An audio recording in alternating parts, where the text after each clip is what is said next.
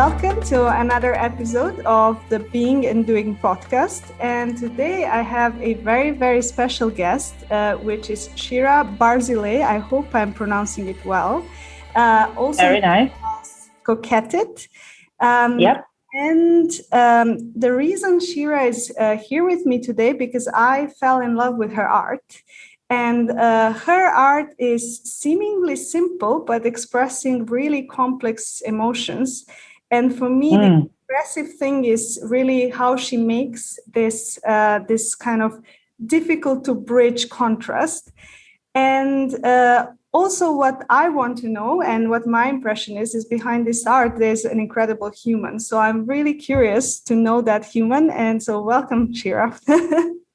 What an introduction. Wow. It was worth everything just for this introduction. Hi. Thank you for having me. So I will start with the questions of what are a few words that you identified yourself with? Well, my number one word is freedom, and I guess creativity, and also lightness. So, and like sort of like joie de vivre, like the lightness of the heart. And I think that those three words also really speak to what I do as an artist.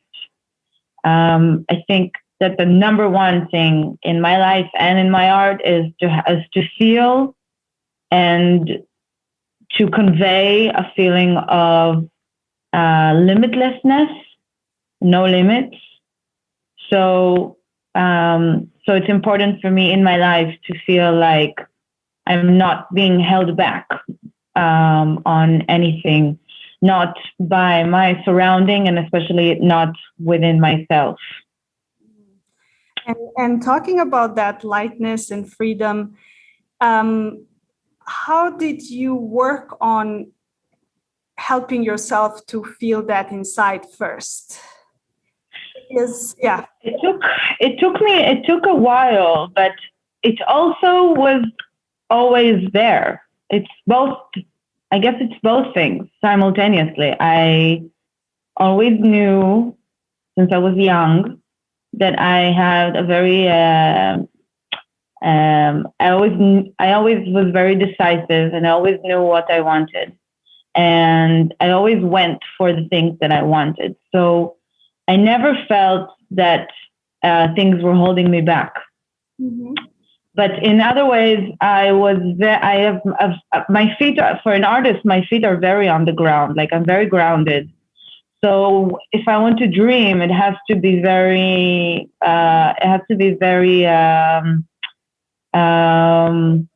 something realistic that can be achieved. So I don't fantasize and then get disappointed. So I guess it's kind of that both of those things also like happening, and when it's there's a practice to it as well. Practicing the freedom is,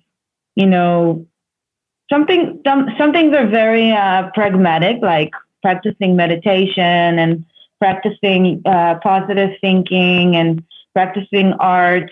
And all these things help you to be in a mindset that you are where you want to be. And if you're not there yet, you will get there. So it's kind of like a constant low frequency, but it's like always there. Sometimes more, sometimes less, but it's always there, hovering. An energy. And I'm curious about two things here. One is you're mentioning grounding. What are some things that ground you personally? Well, my home. I work at home. My studio is at home, and being here in my kind of like sanctuary and being here in my apartment makes me feel like like this is my safe zone, you know, like this is where, this is where I can go and explore, because I know that no matter what happens, I have this place to come to. So, and my family keeps me very grounded, my friends, and also knowing that, you know, it's sort of like a humble feeling, like tomorrow it can end like this. Everything I'm experiencing is not to be taken for granted. It can go away tomorrow. So that's grounding. That's very humbling and grounding. And also, can we let the audience know where are you from and how did that maybe shaping this kind of view that everything can disappear? Yeah. Well, interesting connection there. I am from Israel. I live in Tel Aviv, which is an amazing, beautiful, vibrant city.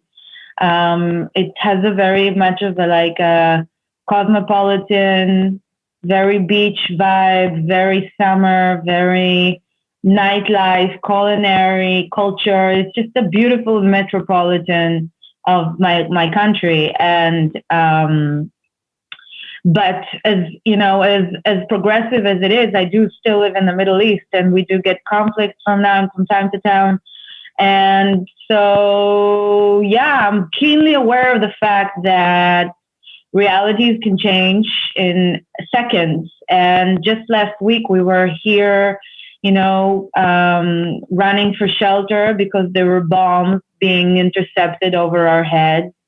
And it's just a very strange reality to be faced with, but it does give you some proportion. So, with every bad, there's also a little bit of good. And I guess that's just a good reminder of, taking for granted the beautiful things that we do have. And during that time, a lot of people ask me how it was and what was that like. And I have to say that I surrounded myself with a lot of friends, a lot of alcohol,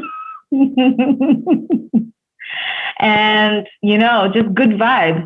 So even though we were in the shelter, we were laughing, we were drinking, we were having a good time. I think at the end of the day, that's what's important, that no matter where you are, as long as you're smiling, you're good. I mean, I can relate to that because when the bombing was in Serbia, I have a memory of being with the people you love. And although outside is very scary, you're still somehow with the people that can bring a little bit of a smile. So. Yeah, exactly. And it's almost like a cliche, what they say when the wartime, what matters is the people that you love. But I really felt that it was like I got a lot of backlash from followers on Instagram. They were like, "How dare you have fun when people are dying?" And I said, "Look, this is my life. If you want to come and live instead of me, then you can judge me.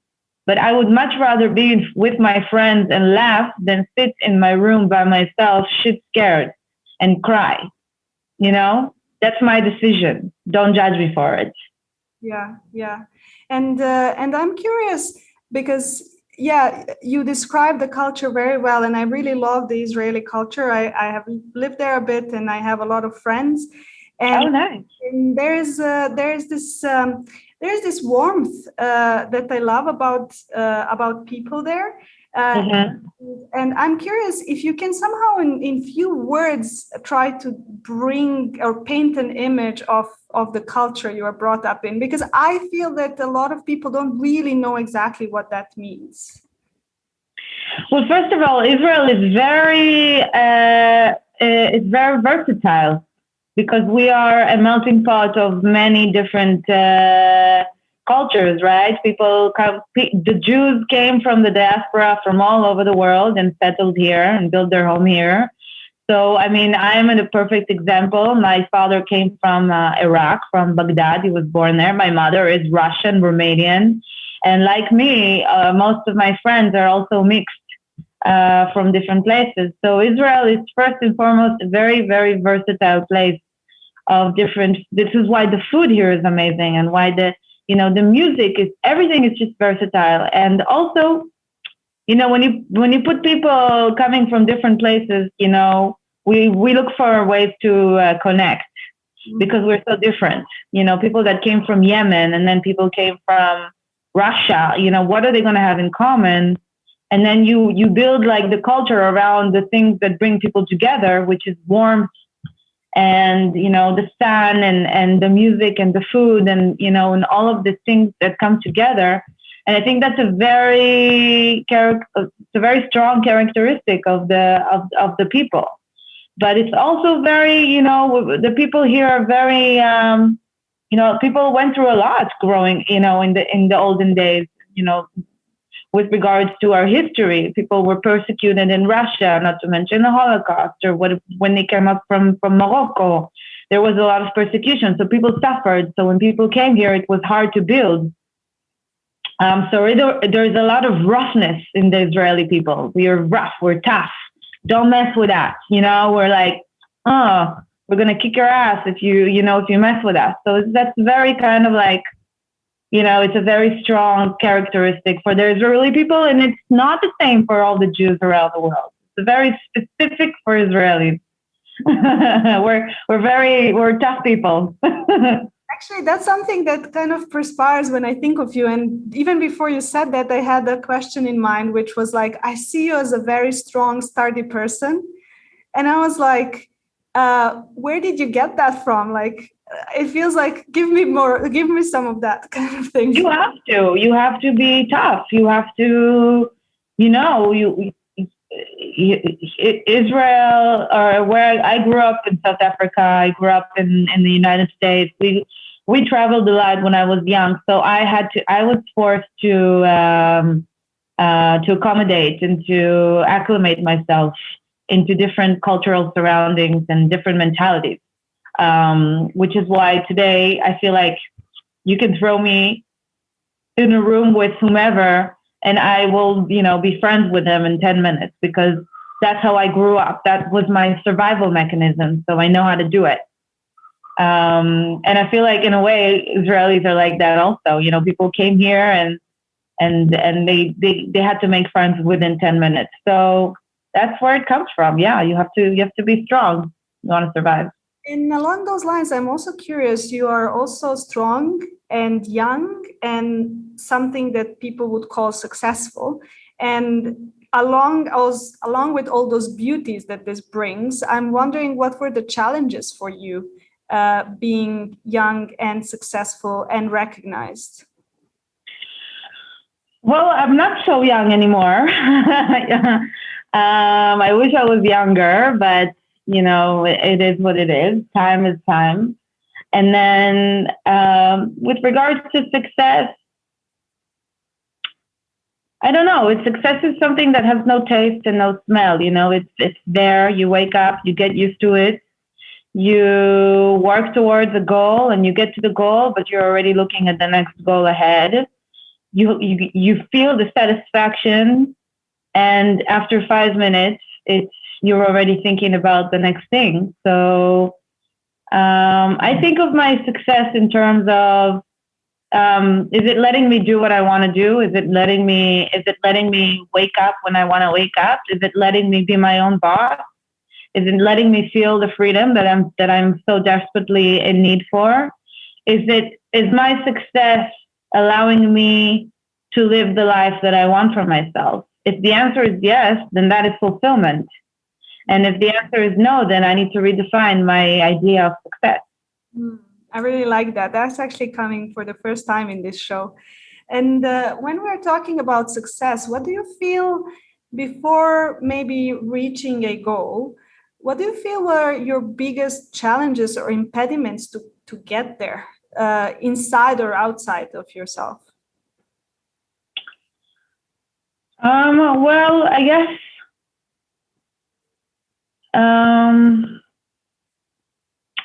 it's interesting. It's going to sound weird what I'm about to say, but I don't feel like I've ever really struggled so much with regards to building myself up. I had some setbacks, but it was more like, oh, I didn't get the project that I was going for, but it wasn't because of me. It was like there were like extenuating circumstances that that prevented it, or maybe it was me, maybe I wasn't ready. But I was always very, ever since I can remember, I was always very keenly aware that the good things, really, really, really good things, take time. So I think that I think a lot of people mistake failure with not being patient, and giving up, because that's the only difference between someone who fails and someone who succeeds. The someone who succeeds just never stops trying until he succeeded. And for me, it was always about the journey and loving the process. I love what I do, so I don't mind failing, or I don't mind not getting something, because I know I will one day. But till that day comes, I love what I'm doing. So I can't really speak of any or make up of any struggle or anything like that, because just like the one thing in my life that has always been a constant place of comfort. That's actually really beautiful. I mean, sometimes I feel similar, because when you're doing something you like, even when you fail, you always really learn. So it really feels like it's just the next new learning. And I'm along those lines of the process. What was your process? So what was the starting point, and then how did it become this beautiful thing that it is now? Well, I never really thought that I would do what I do now, because I always loved art, but I never thought that I would be an artist. I always thought that I would do something around art, which is why I went to study fashion design. I wanted to become a fashion designer, but I had absolutely no talent for making clothes, making clothes. I was really bad at it. I had no real sense of what it takes to be a clothing maker. With regards to structure and fabric and shape and everything, because I really knew how to draw. Mostly, I love drawing fashion designs, and I love drawing fashion illustrations, and all of that aspect of it. But I was really bad at I wouldn't say bad. I would just say it was struggle. It didn't come natural to me. So when I became an illustrator, it was all about fashion. I was doing a lot of freelance work, and working for different brands and designers, and slowly building my name, but very slowly, because I was always also working as a graphic editor at the time for a magazine. So everything I did was along the lines of my full-time job. So I was never really stressed, to make ends meet or everything like that, because I had my job. And everything I did was on the side of it. So it gave me the privilege to evolve very slowly and very naturally and organically. And I think eventually I kind of grew out of fashion. I kind of understood that I love fashion. I will always love fashion. But the context of what I'm thinking in my head is already outside of the fashion bubble. And I'm already developing new ideas, and I'm already thinking about the world in a non-fashion way. And I have new ideas that I want to express. And I can't be confided by this F word that I keep hovering over my head. I need to let it go and say goodbye. And it was a very sad goodbye. I had to remove the fashion from Fashion Illustrator and just be an illustrator for a while. And that was very scary and daunting. And after a while, I started to, I started to build my business and started to build, different projects, and slowly but surely leading me to where I am today. But it was a really, really long journey, really, really long, and full of different peaks on the mountain, but just huge mountain where I just keep traveling different paths, going here, seeing the view here, go, oh, nice, I'm going to go there now. And just really traveling, it was never a one way up. And that's actually a very interesting thing for me. The fact that we sometimes box ourselves in what we define our profession is in the beginning. And then it sometimes like, yeah, as you said, very daunting to change. And I'm almost wondering, like, was this a courageous thing for you to do, or did you felt that you need courage to do it at some point? I remember this was it. I had a meeting with a friend who is a very shark. He's a shark professional, like very, very to your face, And he said to me, he said, he looked at all of what I'm doing, and he said, Shira, you know that you are doing, like, out of the 100% that you are doing, only 20% is fashion. So why are you calling yourself a fashion illustrator? I had to see it in my own eyes to understand it, because it's so hard to realize things about yourself. It's so easy for someone else to see it about you. And if they are true friends, they will tell you what they see. And if you are smart enough and courageous, and if you are not stubborn, you will allow yourself to see yourself through other eyes and maybe learn something. And that's what happened. He really opened my eyes, and I realized that it was confining me, and it was a courageous move because I was really leaning on it. I had built my name on it. I had built my confidence on it. And I didn't know where I was going to go.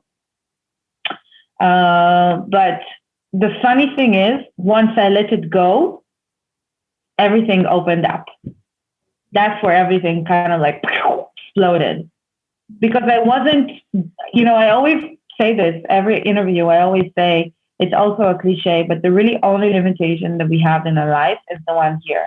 And it was such a beautiful example. The second I said goodbye to fashion, I was an interior designer. I was a landscape artist. I was, a canvas artist. I was a digital artist. I was the world was my canvas, and that's where the phrase "the world is my canvas" was born, which led me to my growth on Instagram, because that was the story I chose to tell. And there I'm also curious, because all of your art seems very self-expressive, and that somehow that self resonates with a lot of us. And I'm wondering, was there a point with your growth, and if you want to call it success, that was starting to limit your self-expression by what people wanted to see more or less? Yeah, I mean, I'm very much, I won't lie to you, I am very much aware of what I think and know of people to expect of me, but I sort of really trust in their vision. I know what my vision is, but if I'm feeling like I'm being pulled in a certain direction, I feel like it's okay because it came from me, and if that's what they want, then that's what I need to show.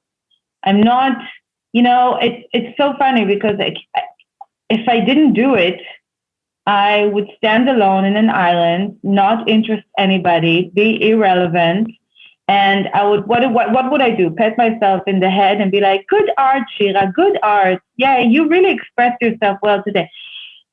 And then like nobody was there to see it, and I'm as I said earlier, I'm a very pragmatic and practical kind of artist with the grounded. So I always feel like, a writer needs to be read, an artist needs to, their art needs to be expressed in front of a crowd. You need to touch.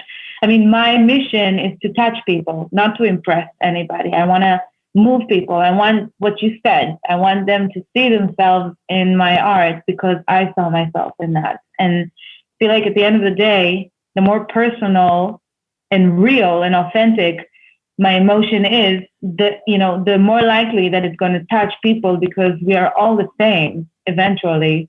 We all have the same emotions. We cry in the same movies. We listen. We love the same music, and we all are human.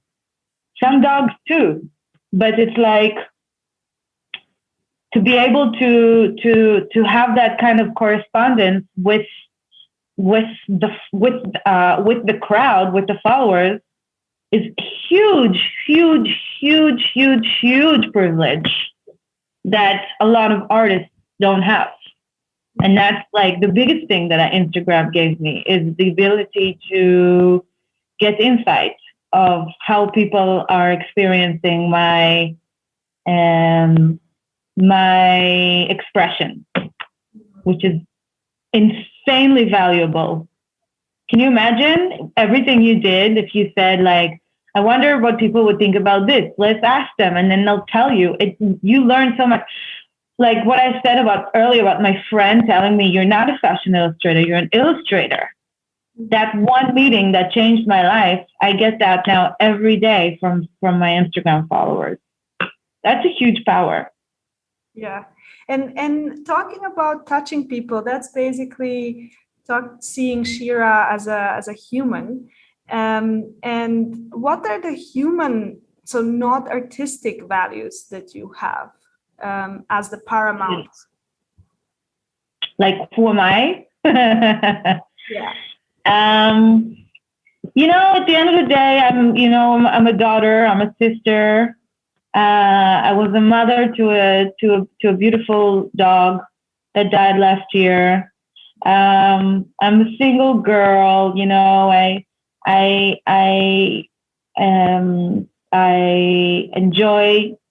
enjoy life. I'm very I'm very optimistic and happy and joyful, and I love to be surrounded by friends and doing things and being active and going to the beach and if people follow me on my stories, they can see that I can't be in my studio night and day just drawing because that's not going to give me joy. I need the full life experience, and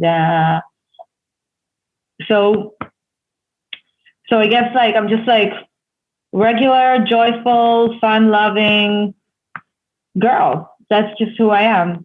And I'm curious also, as someone who has never had following and who also has never had to share publicly parts of my life, I'm wondering, is that part of sharing your life with the audience interesting for you? Do you find it fun? Do you sometimes find it burdening? Because I sometimes feel, or sometimes also is it difficult for you to always have your phone and be like, I captured this moment and I captured this moment? And I'm thinking sometimes maybe I just don't want to have my phone with me. Well, all my friends tell me that I'm obsessed with my phone, and I'll be the first one to admit it. I actually have one of those phone bags that you carry your phone on you all the time. I wake up and I'm in my phone. I'm very, very obsessed with my phone. That's true. But I'm trying to be more aware of it. And I do love to share my life, but I am very, very selective in what I choose to share. And also, I really, really make it a point to show something that is different from what is being shown on social media right now. I am not a huge follower of people. I only follow my best friends. Sometimes, however, I do get down the rabbit hole and I see what people are doing right now. And the one thing that I can't stand is the fact that everybody is just a copycat of everybody else. That drives me crazy. It's very disheartening. You see people and they're just doing the same thing as everybody else. They're wearing the same clothes and they're using the same filters and they're shooting from the same angle, and they're using the same hashtags. And I ask, where are you? Where's the originality here? So whether I choose to share certain aspects of my life, which I do enjoy, I always try and do it in a way that feels very natural to me, and not going after some kind of flow. But yeah, sometimes I'll put the phone down and I won't share anything. And then other days I'll be crazy mad, sharing. Yeah, so it depends on the mood. Very light. I don't have a lot of story followers. People are more interested in my art than my life, I guess. And that's fine by me. Yeah. And then talking about the art. So your art and your expression seems very unique now. And if I would see it somewhere, I would know, okay, this is Shira. but I'm wondering what's the story behind the line. Well, ever since I can remember, I was drawing faces. I used to be obsessed with beauty pageants, with like Miss America and Miss U and Miss World, and so I would draw faces, and then I would rate them, and I would like crown the most beautiful one. Like that was like what I used to do as a child. And then growing up, I used to draw fashion illustrations. It was always about the face, the eyes, the nose, the mouth, the hair. Um, and then I discovered the minimalistic movement, and it really spoke to me.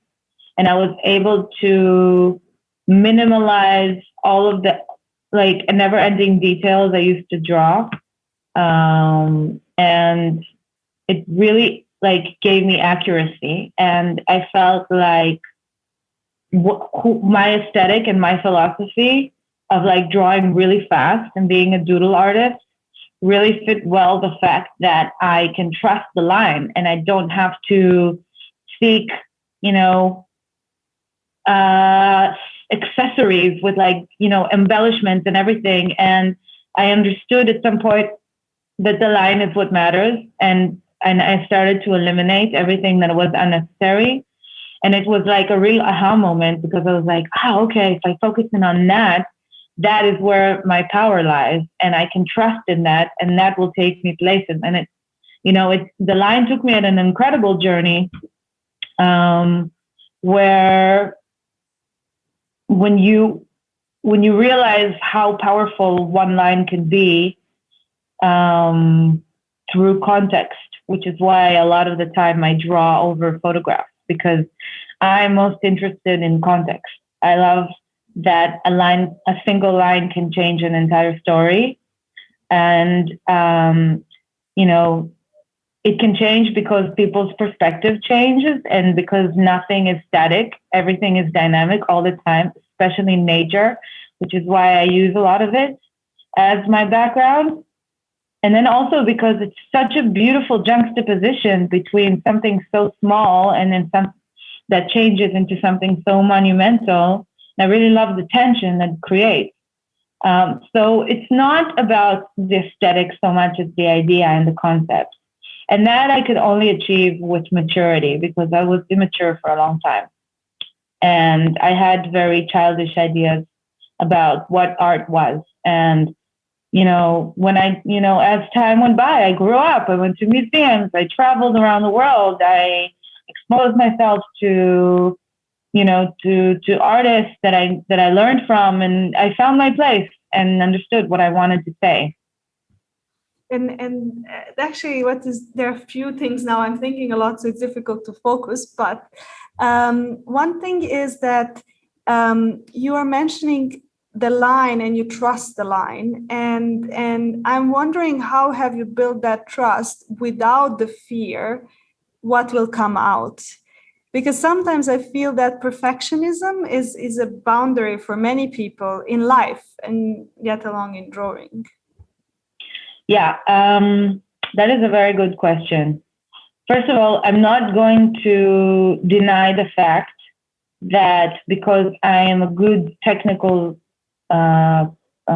illustrator, it's easier to have confidence in the line. When I sit and sometimes teach people how to draw, my number one tip and lesson is to release the hand and just go and just draw like a 6-year-old kid. When I draw with my nephew, my 9-year-old nephew, he's my teacher, because he has zero judgment in what he's doing. He has total freedom. We spoke about freedom earlier with my number one word. When you draw with confidence, you are eliminating judgment, fear, insecurity, perfectionism. You're eliminating all of those thoughts, which is why I always say that my my artistry is very intuitive. I don't use my head. I'm not thinking. It's very emotional and it's very intuitive. The thoughts are like little monsters in your head going, no, go here, no, go there. You're doing this wrong, no, no, no. When you eliminate all of that, then what you're left with is freedom. And I feel like that's what art really is. And we as children are taught exactly the opposite. They teach you to not draw outside the lines, and that's exactly the opposite of what art is. Art is drawing outside of the line. You know, it's like the biggest misconception of the art world ever, that you need to confine yourself. No, it's exactly the opposite. And I feel like that's where my philosophy, which is why I'm a huge student of Picasso, because the Picasso is, that's when you look at his art, you understand that he had no fear, you know? He was such a good technical painter. If you see his early works, he was like insanely accurate. He did like insane portraits, very, very, very realistic.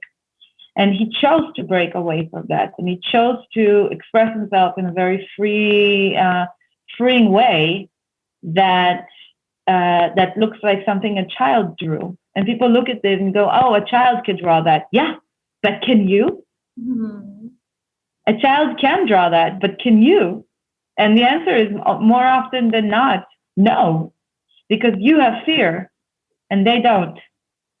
Yeah, that's actually like the way I see you is like coming from like kind of singularity, that exploding into complexity and then condensing that into like ease and lightness again. And I'm curious, maybe for people who are just developing as artists, you mentioned that you were immature, and in your immature phase, what were the misconceptions that you had? Now you're like, now I know they were misconceptions. That's an amazing question. I don't think I've ever been asked that question before. It's amazing. Hold on, let me think about it. Well, first of all, the number one thing is that I didn't listen to my inner voice. So I was looking for inspiration everywhere else. I was looking at what other artists were doing. I was looking at, not talking about inspiration like people look at, I'm talking about people looking at Pinterest and copying what other people are doing. I'm talking about like taking other people's ideas and passing them on as if they're yours because you don't have enough confidence in your own inner voice to seek inside and look. So I didn't look inside for a long time. I didn't trust myself. I didn't know myself. I didn't know who I was. I didn't believe in myself. The only thing I knew is that I know how to draw. I know how to draw. I love fashion. Let's do something with it. And I didn't think that I had it in me. And that was, I guess, the biggest thing. There were like other things as well, but that was the core. Because then when you don't trust yourself, okay, I'll give you like a more figurative example. When you don't trust the figure that you're drawing, what do? You start drawing embellishments around it, you know. You start giving, you have the face, you're not sure about the face, so I'll give flowers on the side, and I'll give some detail on the bottom, and I'll like make it pretty, I'll make it look pretty. I'll make it so people will be like, wow, that's very intricate. That's a lot of work. A lot of work was put into that. Good job, and it's all noise that you're doing to deflect from the fact that the real thing wasn't strong enough. Yeah. And I see it in my early work where I looked for a lot of embellishments all the time, and my aesthetic was much more is more. I was very influenced by Versace. I used to work for them a little bit. I was doing a lot of, embellishments, and I kept on thinking like I should do collages, and I should make really intricate and elaborate things just, to make people go, wow, Mm-hmm. And people went wow and forgot about it the next second. Like nobody was moved by what I was doing. It was paid the rent, and I got paid by brands to do like aesthetic stuff, but no one cared. No one was moved by it. So that was a very important phase in my life. To I had to go through it. I couldn't have not. Maybe if I was born more mature, I don't know. But that's my journey. That's what I had to go through, and I love that about myself. I'm still childish. Like I'm still a little girl in a lot of ways. I like to laugh. I like to laugh from like really silly stuff, and I think that kind of like youthfulness is really comes across also in the art, but in a more mature way. And I'm curious, what snapped you out of that? What snapped you out of that need for complexity into the simplicity you are having now, which has the same wow effect? But I think I think that at the time I was coming closer to the minimalism, but I was still doing a lot of figurative faces. And I really remember thinking, I'm not there yet. I'm not there yet. I'm going to get there one day. One day I'm going to figure out the face. I haven't figured out the face yet. I kept drawing different faces. I kept trying to experiment and do different things. And I kept feeling like something wasn't right. And then I discovered the minimalism. Something kind of like came in front of my face, and I'm like, wow, I should take away. I kept on looking to add, and then I realized that what I need to do is subtract. Mm-hmm. And that was kind of like the moment where I was like, oh, okay, great. Even if you look at my earlier stuff on Instagram, when I was drawing on images, I was drawing much more figurative drawings. Like if I would draw a girl on the beach, it would be an illustrated girl on the beach with like, she would be colored with like skin color, and she would like be in full color and full outfit and everything. And then I realized I don't need all that stuff. I can do a representation of a female figure that is represented by one line, and that'll be more powerful than no matter how many details I can put into a scarf that's being put over her head. So that was like a very important moment. And for me, what's interesting, I just had this thought that it's almost like the whole of our society is about getting more, and forgetting to take out and go to the essence of what we need. And I'm curious if you think that this can be interesting as a reflective point for a lot of us into how we live our lives, in addition to just looking at your art. Again, a very, very beautiful question. And I was going to say it before earlier that to me, art is smarter than life. So, which means that the realizations that I come to in my art, are much faster and more clear than the ones that I arrive to in how I live my life. Mm-hmm. And so if I'm smart, and if I listen to what I'm doing while I'm doing it, sometimes I can manifest that in my life. I'll give you like the stupidest, most simplistic example, but it is somewhat symbolic. I used to be very obsessed with, clothes, buying different shoes, different, jackets, having like a full closet, And then I think there was a point where I kind of realized that how great would it be if my whole closet was just like, was like a button-down white shirt. It would be kind of like a uniform that I would be known for to wear, and that would like be a very symbolic representation of who I am as a person.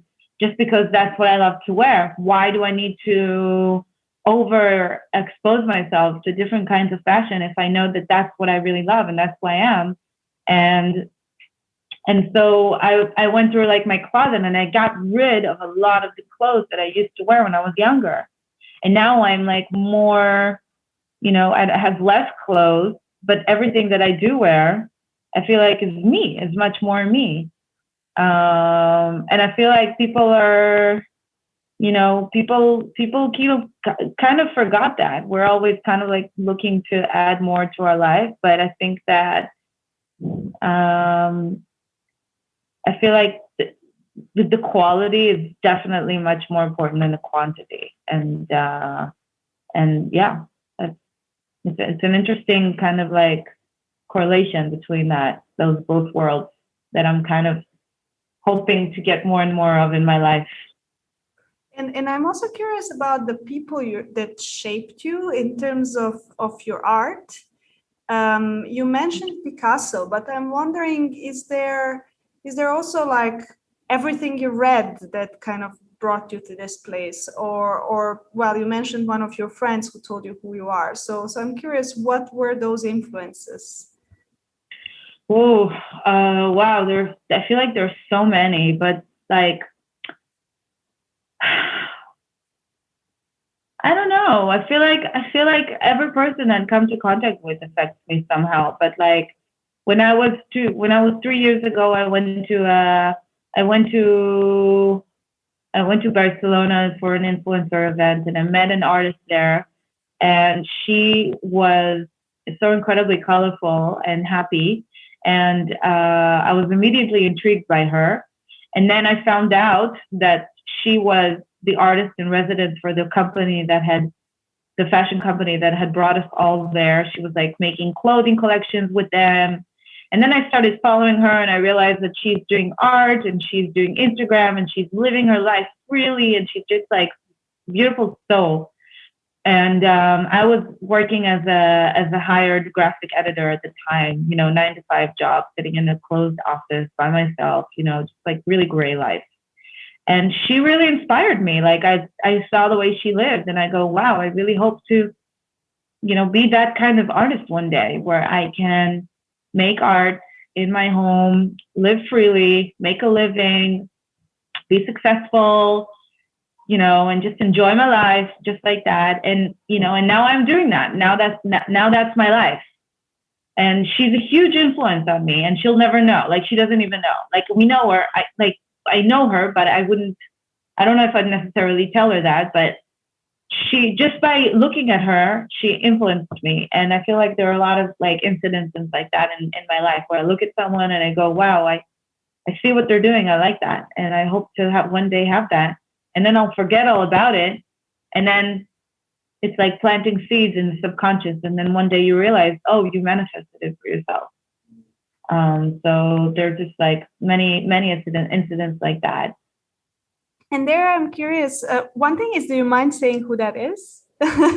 Yeah, her name is Miranda Makroff. She's a Spanish painter, and I really, she's amazing. And the second part is what I liked about you is, first of all, you mentioned beautiful soul. And many times when I encounter people, like that's the feeling I had when I saw you. I was like, this is really beautiful when you just see someone's shiny eyes.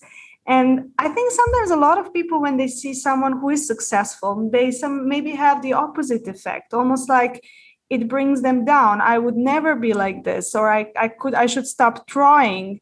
And you are an example that actually you can use that as a positive fuel. So maybe we can say some words around this for people who might looking at you and saying, oh, I wish I was Koketit, and I should maybe just give up, Yeah. Well, I mean, I think that I feel like there's a really fine line, as you say, between being discouraged and being inspired.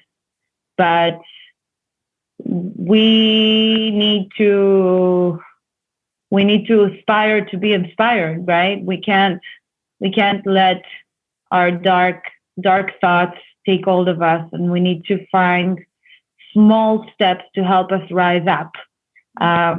It's easier when you have someone who's similar to you, who reminds you of yourself.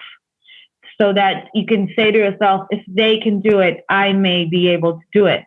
So you have to pick someone who's a little bit similar, who you see yourself in them. I saw a lot of myself in that girl. She's about my age. She's not a model. She's okay looking. Her art is very similar to what I do. And so she helped me fine tune the way I want to go in my direction.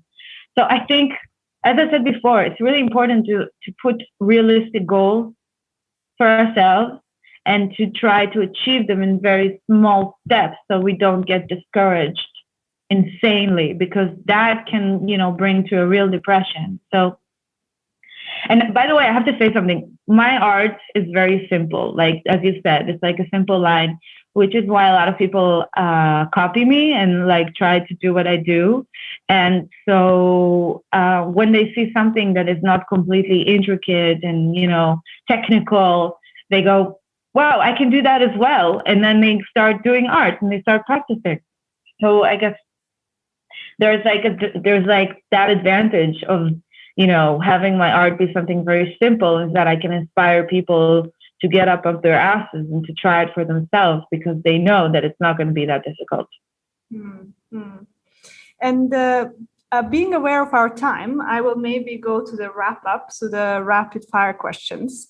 And one of them is, what is a book, a present, or an idea that you like to give people the most? I love to give people it's not a book, but I love to give people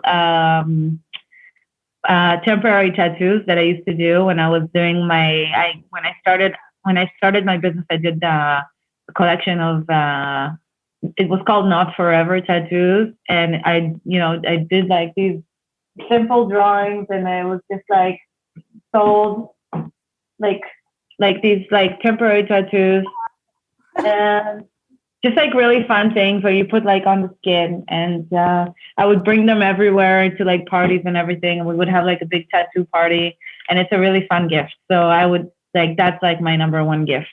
That and socks. But I also feel like another thing that I would really suggest to give people would always be like a journal, so that people could write their own story, because it's very important to put down in words. Even talking to you, I feel like I learned about myself even more, because it's always good to express, no matter what you're doing. That's true.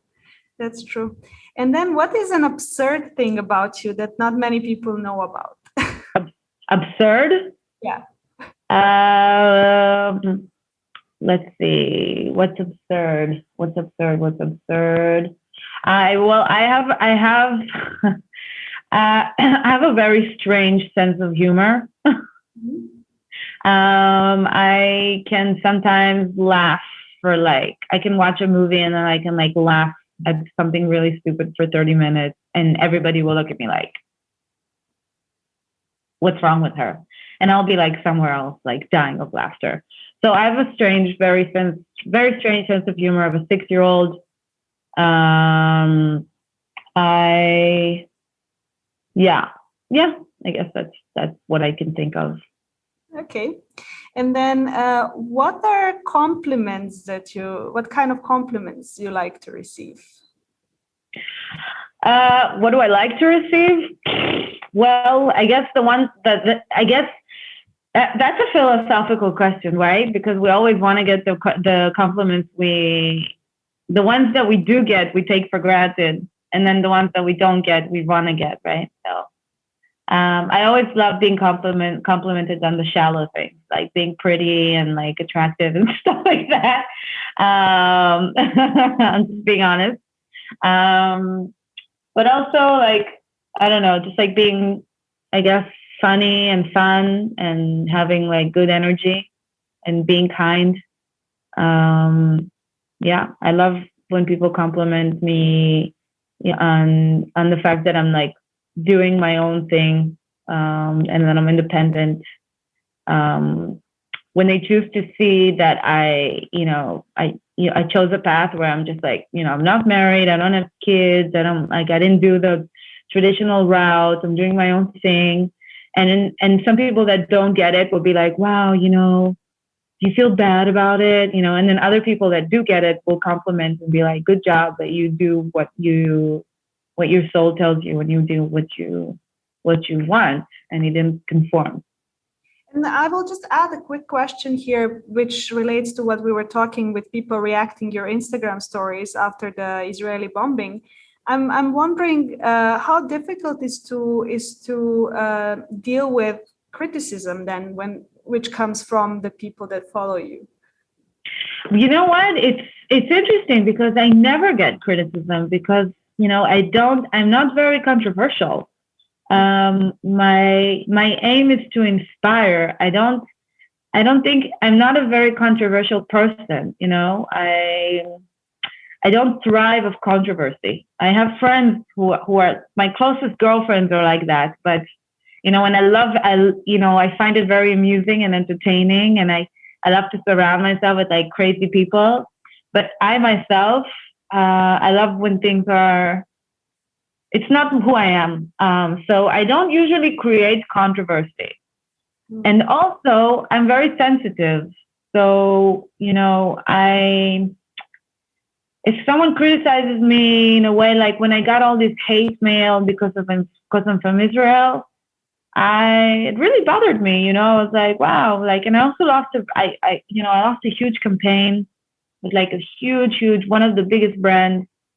We were like really close to closing the deal, and like the war started, and it was canceled. And I'm very sensitive, so I can take something like that very harshly. And so yeah, that's it is what it is.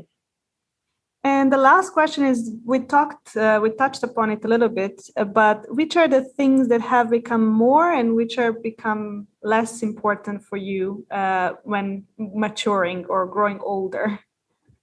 In art or in life? Both. What's more important? More important is to have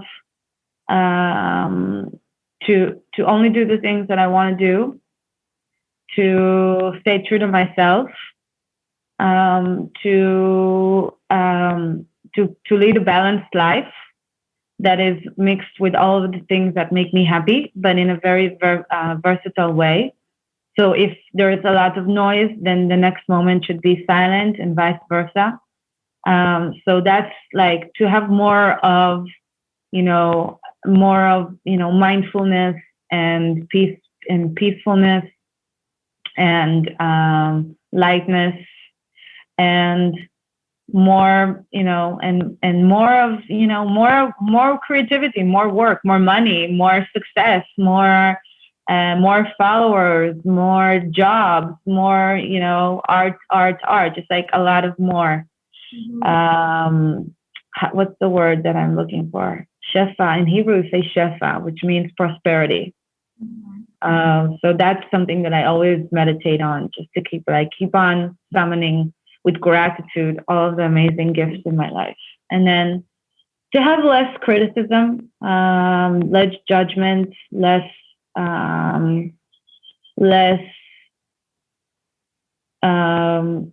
jealousy, less fear, less noise, less things that I'm not really interested in doing, less accuracy, less, I used to do a lot of different things that I didn't really want to do just because they were offered to me and I needed the money or whatever, and it was okay, it was a good pay. And now I don't feel like I need to do that anymore. Like I can really be more focused. So more focused and less kind of like less peripheral, more sharp attention. Well, with this, I would actually like to only ask you, is there something that you would like to ask yourself that you feel no one has given you the space to express, and I have somehow missed as well? What do I want to ask myself? Will I ever get married? No. So will you ever get married, Shira? I don't know. I don't even know. I don't know. Nothing comes to mind. I don't know. I think I'm good. Well, then I want to acknowledge you once more for the amazing art you're doing and actually for being a beautiful soul, which kind of we had enough time to see that. And yeah, thank you very much. Thank you, and thank you for such beautiful, intelligent questions that made me think and reflect on where I am right now and what I'm doing. So it's always a gift. Thank you for your interest in me. I wish you the best of luck. Oh, likewise. You have just heard the story of Shira Barzilay, also known as Koketit, an Israeli-born artist and illustrator. Thanks to her peculiar on-the-spot drawing style, she has collaborated with Chanel, Facebook, Amazon and other prominent brands. She shares Picasso's belief that art is the elimination of the unnecessary and primarily creates digital prints in an attempt to reveal the unseen. If you want to connect with her, you can find her on Instagram @Koketit or enjoy and commission her work on www.koketit.com. Thank you for joining me again in this episode, and I hope you will continue sharing this journey with me.